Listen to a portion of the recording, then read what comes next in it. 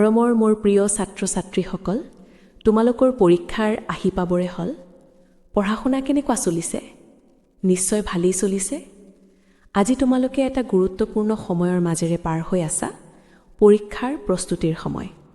মই জানো এই সময়ত মনত কিছু চিন্তা, উদ্বেগ আৰু চাপ অনুভৱ হয়। কিন্তু মোৰ মৰমৰ বন্ধুসকল, এই চাপক ভয় নকৰিবা।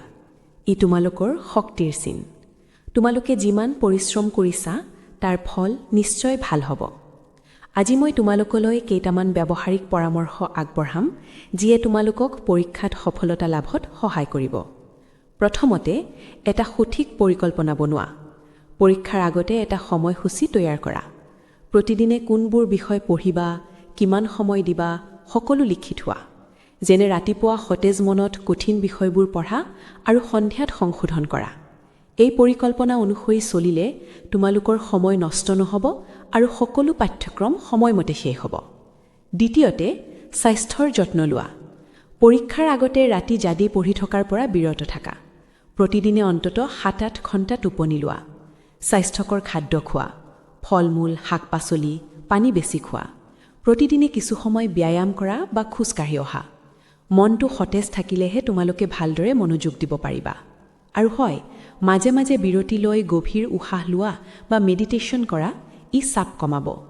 চতুৰ্থতে, আত্মবিশ্বাস ৰাখা আৰু ইতিবাচক চিন্তা কৰা। নিজকে কোৱা, মই পাৰিম, মই যথেষ্ট পৰিশ্ৰম কৰিছোঁ। ব্যৰ্থতাৰ ভয় নকৰিবা। পৰীক্ষা কেৱল তোমালোকৰ জ্ঞান পৰীক্ষা কৰে, তোমালোকৰ মূল্য নিৰ্ধাৰণ নকৰে।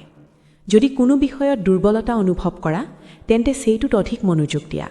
আৰু সদায় মনত ৰাখিবা, সফলতাৰ চাবিকাঠি হৈছে অধ্যৱসায় আৰু ধৈৰ্য। শেষত, মোৰ মৰমৰ ছাত্ৰ ছাত্ৰীসকল, তোমালোকে অসাধাৰণ।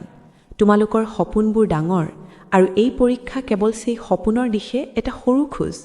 বিশ্বাস ৰাখা নিজৰ ওপৰত, পৰিয়াল আৰু শিক্ষকৰ ওপৰত।